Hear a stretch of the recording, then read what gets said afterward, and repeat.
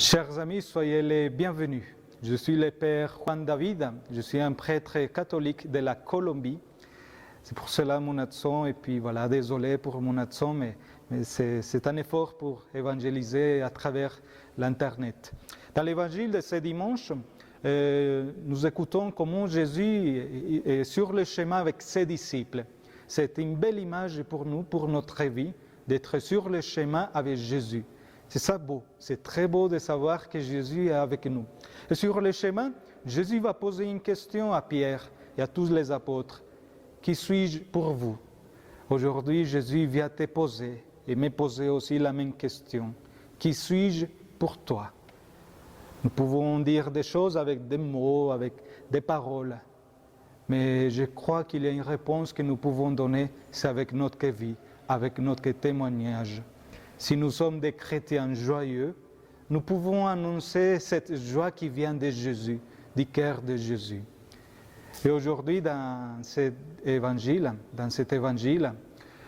Pierre, après qu'il a dit que Jésus est le Messie, va dire à Jésus qu'il ne peut pas monter sur la croix, qu'il ne peut pas souffrir la mort, qu'il ne peut pas être rejeté pour les peuples. Et c'est bien que Jésus vient lui dire, alors Pierre, passe derrière moi. Passe derrière moi, Satan.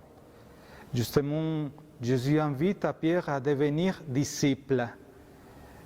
Chers amis, nous sommes appelés tous à être des disciples.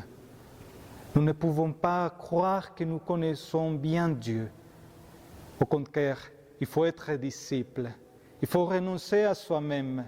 Il faut prendre la croix et après il faut suivre Jésus. Renoncer à soi-même, ce n'est pas dire qu'il faut renoncer à ses dons, à ses talents. Renoncer à soi-même, c'est renoncer à vouloir être le centre de tout le monde. Et après Jésus dit de prendre la croix. Prendre la croix signifie d'être solidaire avec ceux qui souffrent, comme Jésus l'a fait. Sur la croix, Jésus s'est fait solidaire de notre souffrance. Et finalement, il nous invite à lui suivre. C'est beau de trouver un chrétien qui suit Jésus, un chrétien qui est derrière Jésus, qui veut écouter sa parole. Je vous invite, chers amis, qu'aujourd'hui, dans ce dimanche, laissons que la parole de Dieu nous touche et qu'après, nous soyons capables de lui suivre et de donner témoignage de qui est Jésus pour nous, autour de nous. Que Dieu vous bénisse.